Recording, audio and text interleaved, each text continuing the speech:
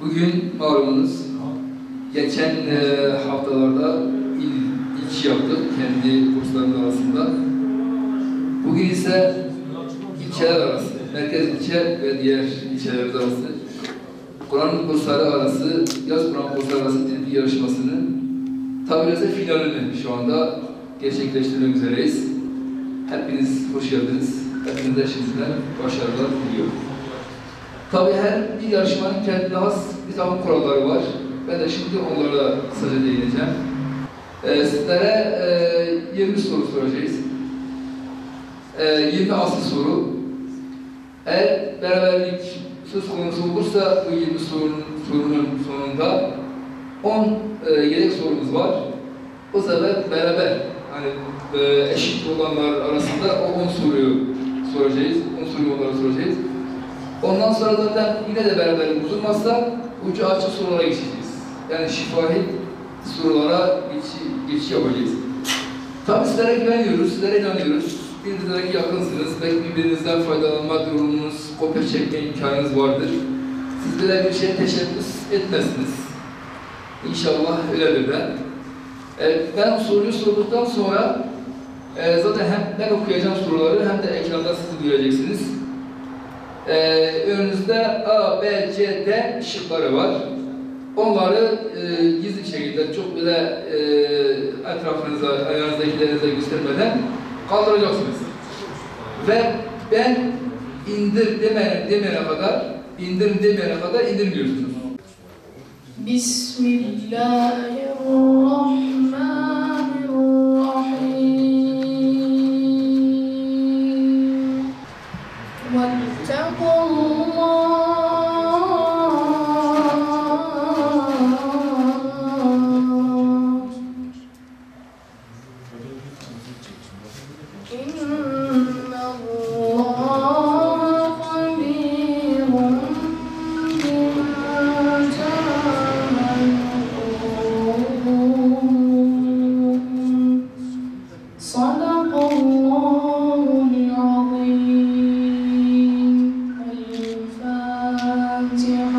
Peygamberlerle ilgili aşağıdakilerden hangisi doğru değildir? A. Peygamberler daima doğru konuşurlar. B. Gece gündüz Allah'a ibadet ederler. C. Her konuda bize örnektirler. D. Allah'ın seçtiği özel insanlardır. Süremiz başlamıştır. 20 saniye. Herkes kaldırsın ama. Herkesle beraber kaldı. Hepsi B hocam. Doğru şıkkımıza bakalım.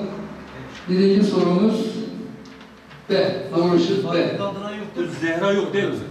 Kur'an-ı Kerim'le ilgili verilen bilgilerden hangisi yanlıştır? A. Allah'ın insanlara gönderdiği ilk kitaptır. B. Okunması ve ezberlenmesi ibadettir. C. İçindeki bilgiler bütün insanlar için geçerlidir.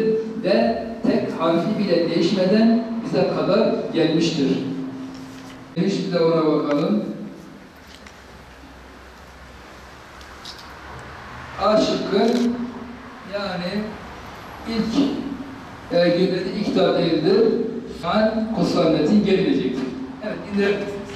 Birinci sakin. Elif, ha, hı, ayn, vayn, he. Harflerden birine uğrarsa hangi tecvid kuralı meydana gelir? A. İhfa, B. İzhar, C. İklab, D. İdgam. Bekliyorum.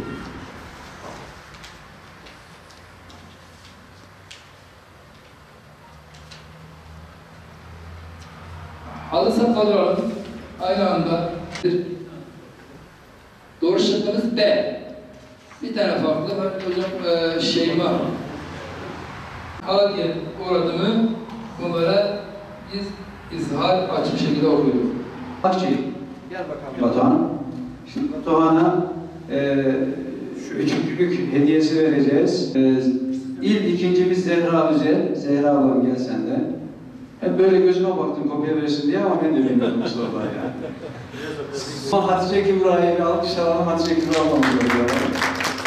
Tebrik ediyorum. Şimdi Hatice Kübra ablamıza hediyesini Ramazan Çiftçi Hocam, İl Müftü Vekilimiz takdir edecek. TL olarak Biliyorsunuz. Bizden de çekin arkadaşlar. Her şey çekin. Şuradan çekin. Tamam. Teşekkür ederim.